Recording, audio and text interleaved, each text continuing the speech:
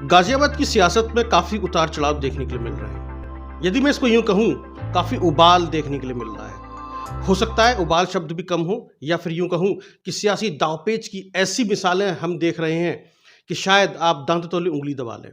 आखिरकार गाजियाबाद में हो क्या रहा है? कौन-सी सियासत खेली जा रही है? किसकी तैयारी हो रही है?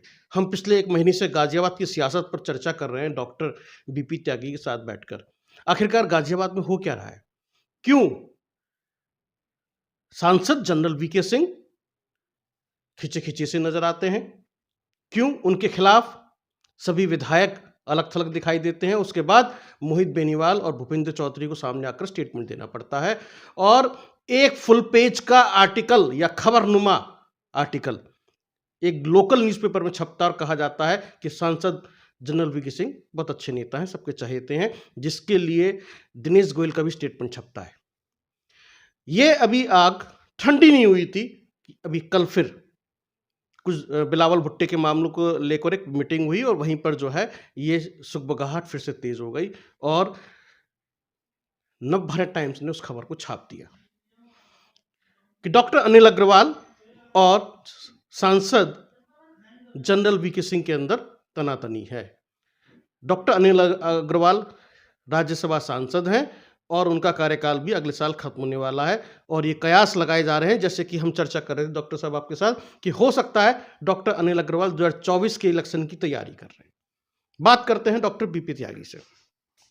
किस तरीके से देखते हैं आप, जिस तरह से एक न्यूज़पेपर ने भी प्रिंट किया इसको, और ये जो तनातनी इतने 1 महीने से लगभग चली आ रही है और आप भी इस पे कहते चले आ रहे हैं? जो मेरे पहले भी स्टेटमेंट आ चुके हैं जनरल के बारे में, वो ये हैं कि जब वो मेरे पास संपर्क और समर्थन की बुकलेट लेकर आए थे, मेरे अस्पताल में मेरे चैम्बर में बैठ के उन्होंने बात किया था। आर्मी को जो मैं फ्री सेवा देता हूँ उसको अप्रिशिएट किया था और जब मुझे उनकी थोड़ी-सी ज़रूरत पड़ी त्यागी आंदोलन के समय कि मैं उनकी कुछ मदद ले सकूँ, तो मैंने पाया कि मेरा फ़ोन ब्लॉक है। तो उसी दिन से मुझे ये अंदाज़ा हो गया था कि अब जनरल वीके सिंह को शायद इच्छा नहीं है कि उनको आगे वाला चुनाव लड़ना है। क्योंकि अगर उनकी इच्छा होती, तो वो जो इस तरह का काम है, उसको करना शुरू नहीं करते। हमारे जितने भी विधायक हैं और जितने भी एमपीज़ हैं, एमएलसीज़ हैं, मुझे नहीं लगता उनके साथ भी उनके बहुत अच्छे ताल्लुकात हैं, जो अखबारों में आ रहा है और ये सब सुनने में भी हमें मिल रहा है।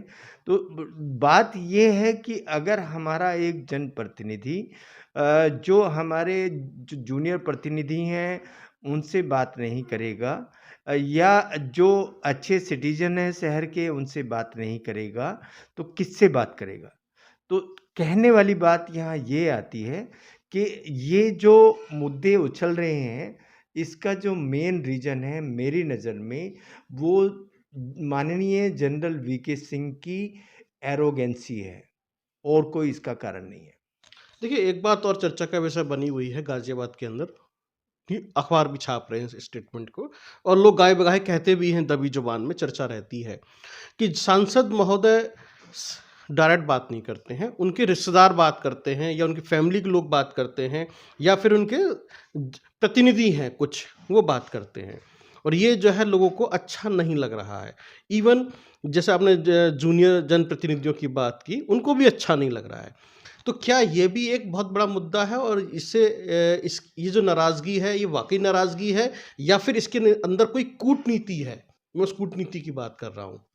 हाँ, इसके अंदर ये नाराज़गी भी है और उसके साथ-साथ कूटनीति भी है क्योंकि जो हमारे राज्यसभा मेंबर हैं उनका टेन्योर ख़त्म हो रहा है, तो वो अपने लिए कहीं जगह देख रहे होंगे कि हो सकता है कि अगर टिकट वीके सिंह जी को नहीं मिलेगा, तो मैं इस सीट पे टिकट लड़ लूँ। तो ये एक कूटनीतिक भी है और उसके साथ जितने भी हमारे जितने विधायक हैं, उनको अपने फ़ेवर में लेना, अपनी पूरी जनता को फ़ेवर में लेना ये सब हो सकता है लेकिन उसके साथ हमें 2024 की अगर हम बात करें, तो काम उस तरीके से नहीं है जिस तरीके से होना चाहिए और जिस तरीके से करना चाहिए। जी, आपने एक बहुत बड़ा अभी स्टेटमेंट दिया है, काम उस तरीके के नहीं हैं। तो इस हम काम की बात करें, तो आप यहाँ के स्थानीय हैं और मैं भी पूरे दिन लोगों से मिलता हूँ, जाता हूँ। मैं आज भी गया था डॉक्टर अनिल अग्रवाल के घर की तरफ, मेयर साहब के घर की तरफ भी गया था।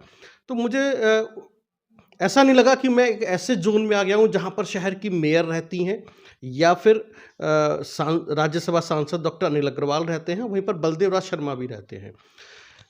अभी जैसे एक वरिष्ठ पत्रकार हमसे चर्चा कर रहे थे, बता रहे थे कि पानी की समस्या है उनके कॉलोनी में, जबकि वो वहाँ रहते हैं। आप किस तरीके से देखते हैं इसको? मैं इसको इस तरीके से देखता हूँ कि पानी आ ही नहीं रहा है, ये तो समस्या है।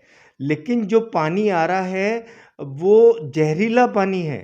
उसमें जितनी भी आसपास की फैक्ट्रीज़ हैं, वो सारा इंडस्ट्रियल वेस्ट उसको नीचे डाल रहे हैं, वो उस पानी के साथ मिल के आ रहा है। तो पानी तो कम है ही, लेकिन जो कम पानी है, वो भी ज़हरीला है। तो इन चीज़ों को कौन देखेगा? इनको हमारे जनप्रतिनिधि देखेंगे। अगर मैं एक एग्ज़ाम्पल आपको स्वास्थ्य का दूँ, जब यहाँ कोविड का पीरियड चला था और काला फंगस आया था, तो डीएम साहब से मेरी मीटिंग चल रही थी। हमारे जितने भी अस्पताल उसमें इन्वॉल्व थे, तो उनको हमने बताया कि हमारे पास इतने एडमिट हैं, लेकिन इंजेक्शन एम्फोटेरिसिन बी नहीं है। तो उन्होंने छूटते ही बोला कि आप एडमिट क्यों करते हैं मरीज़ों को? मतलब मरीजों को मारने के लिए छोड़ दिया जाए। एक डीएम एक डॉक्टर को बोलता है। तो अगर कोई जनप्रतिनिधि अपने अधिकारियों को इस तरह का भी हैंडल नहीं कर पाएगा कि एक डीएम एक सीनियर डॉक्टर को कैसे बात करता है, तो ये सब जो है हमें ऐसा लगता है कि सारी जनता जितनी भी है, अगर उनके पास एम्फोटेरिसिन के इंजेक्शन खरीदने का पैसा नहीं है, तो आप मरिए। और ये मैंने देखा, जब मैंने काले फंगस का इलाज किया, तो मैक्सिमम यहाँ केस मैंने ऑपरेट किए, उनको उनकी जान बचाई, लेकिन मैं एडमिनिस्ट्रेशन से लड़ा और वो सब ऐसा सोचते कि जैसे मैं उनका दुश्मन हूँ। मैं उनका दुश्मन नहीं था, मैं अपने पेशेंट्स को बचाना चाहता था। कोई जनप्रतिनिधि बीच में नहीं बोला। इवन पार्लियामेंट में स्टेटमेंट दे दिया गया कि हमारे कोविड के टेन्योर में एक भी आदमी ऑक्सीजन की कमी से नहीं मरा है। क्या ये इमेजिन कर सकती है जनता भारत की? जी। जैसे डॉक्टर साहब, अब मैं फिर से उस पर आ रहा हूँ। आपने बहुत बड़ी बात कही कि यानी कि यदि चुनाव लड़ना है, यदि सांसद भी बनना है 2024 के अंदर, या जनप्रतिनिधियों को 2 सवाल हैं।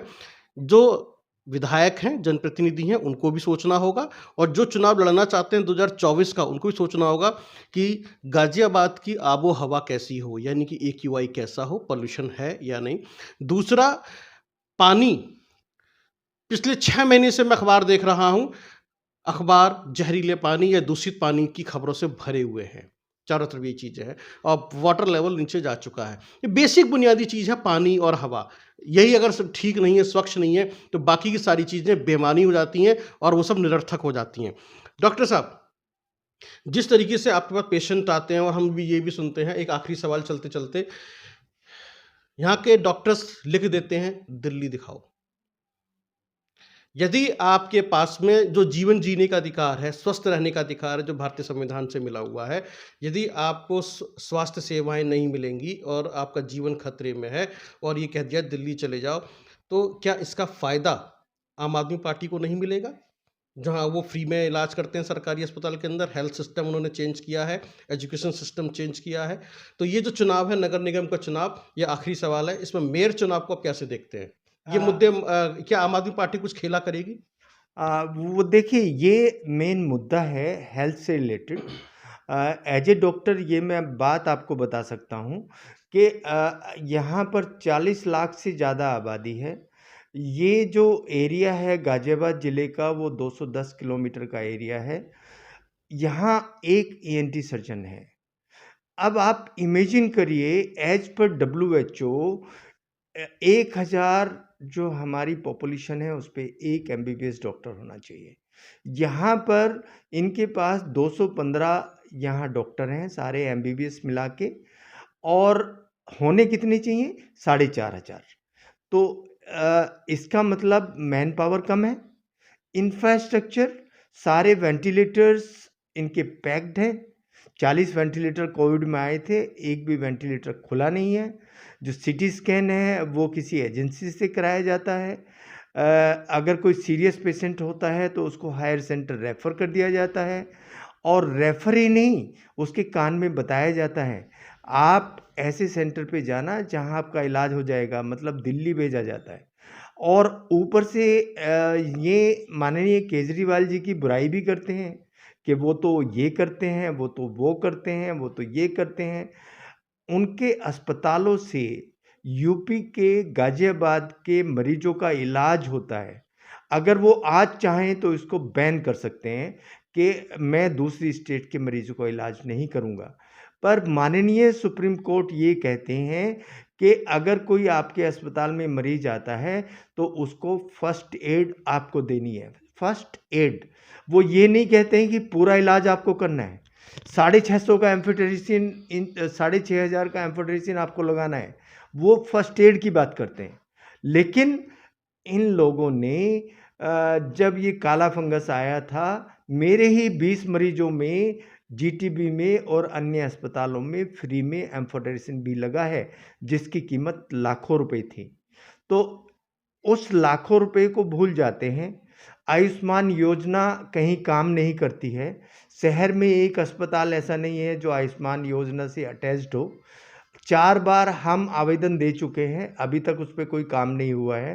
तो हेल्थ से रिलेटेड जितने भी काम हैं, वो मैं अपनी ओर से ज़ीरो मान के चलता हूँ सरकारी तंत्र में। जी। तो जिस तरह से डॉक्टर बीपी त्यागी कह रहे हैं, हेल्थ सिस्टम यानी कि स्वास्थ्य सेवाएँ, ये एक बहुत बड़ा चुनावी मुद्दा बनना चाहिए, होना भी चाहिए, क्योंकि स्वस्थ रहने का अधिकार सभी को है, आपको है, मुझे है और पूरे देश को है।